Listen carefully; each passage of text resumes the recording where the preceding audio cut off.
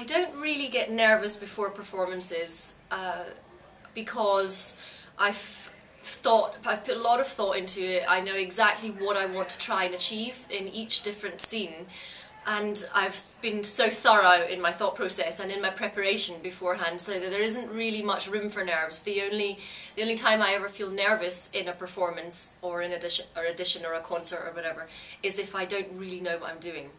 If I'm not entirely sure, if I don't feel rehearsed enough, there's room for doubt, and the doubt can then bring on some nerves. Otherwise, I'm usually fairly confident with what I've decided to do. I've had plenty of scary moments where you're just maybe a bit tired, or you aren't concentrating as much as you thought you were, and for a split second in your head you lose the words.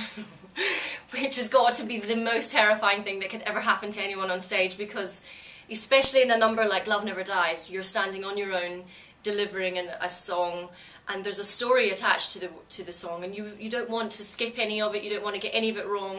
It's really important, the structure of how it's written.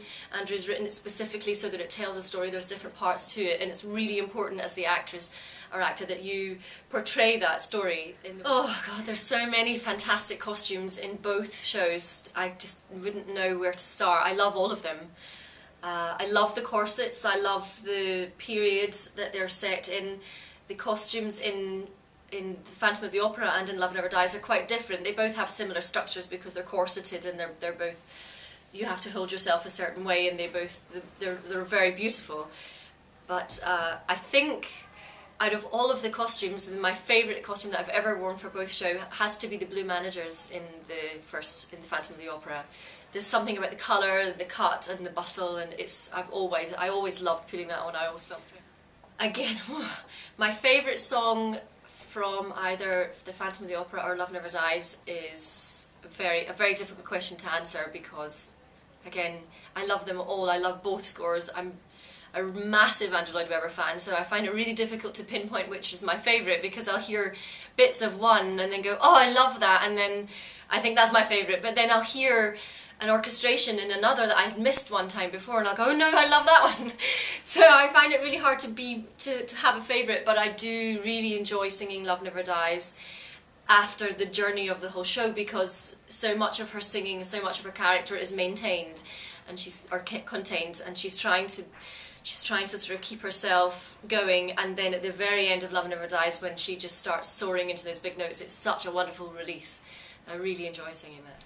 I think one of my favourite moments in Love Never Dies vocally is on the balcony when we've just turned around. We're in the hotel, the Phantom and I are in the hotel, we've just met for the first time, we've sang the first duet, and the revolve starts to move, Christine moves out into the balcony, and there's this moment where she takes for herself, or she just takes a deep breath and then sings Once Upon Another Time.